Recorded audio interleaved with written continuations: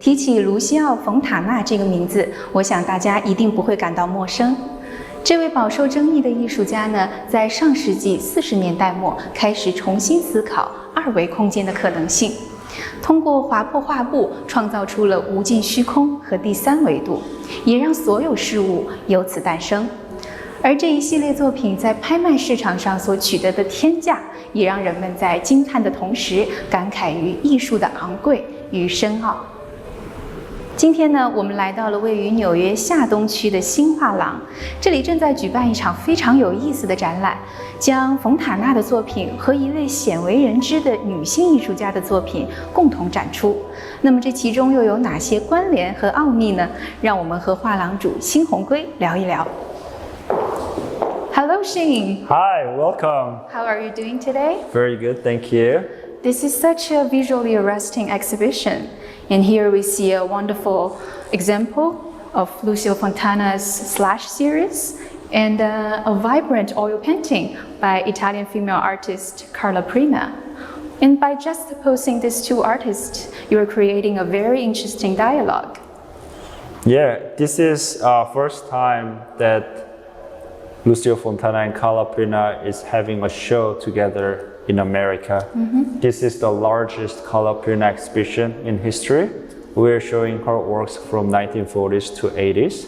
Of course, they knew each other in the past. Carla Prina was a friend of John Miro.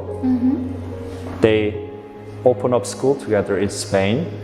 Also, she showed at Venice Biennale in 1942. She was from wealthy family.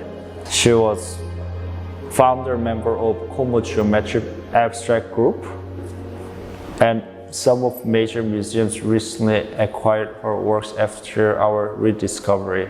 I really love the brightness and warmth of her paintings. And can you tell us, how did you discover this artist and what's so special about her works? Our strength is rediscovering women artists.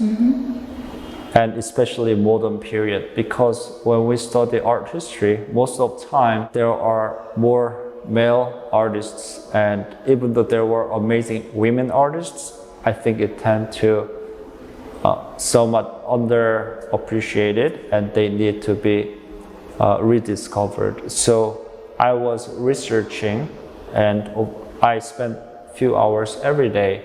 I found this amazing artist, and I went through all of her previous exhibitions in the past, and I contacted museums and also previous galleries, and I was able to get in touch with her nephew. Carla Prina never had kids, so her nephew had works, and Carla Prina made only about 200 pieces during her lifetime. She intentionally didn't have kids, and her dream was having a show in New York City, and then I made that happen. You made the dream come true. Yep. And how do you see the connection between Fontana and Carla's works? Of course, Fontana is the most well-known modern Italian artist.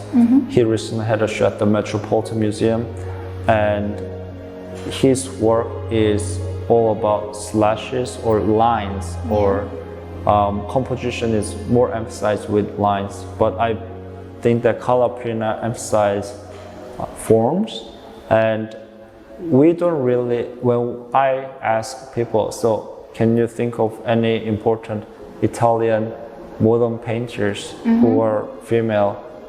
We don't really know, and we can't even say one artist. So I thought that in the 60s, even from the 40s, they were showing together in a group exhibitions.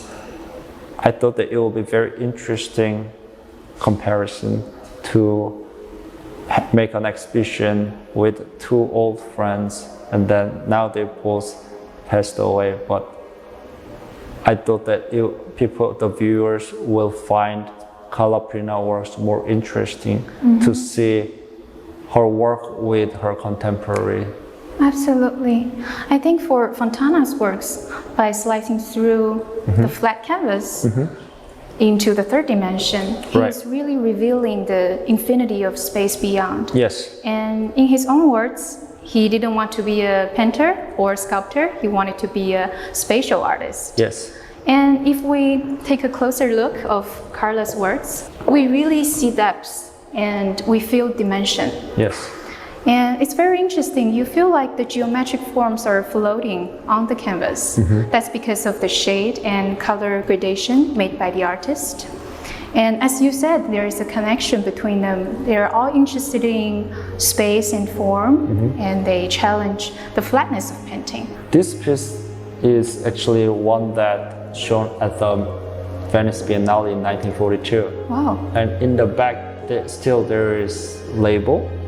And as you mentioned, what's so special about Carla Prina is during this time, it was during World War II, and then after World War II, a lot of Italian artists tend to use earthy color palettes, but Carla Prina works were so vibrant, so optimistic, and her gradation with some flat color is something that makes her completely different from any other Italian painters during that time. I don't know, I can't even name one artist who did beautiful gradation and just a one color palette on same canvas together.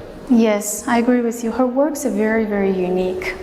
So before they become permanent collections in major museums, I think now is the best time to bring them home.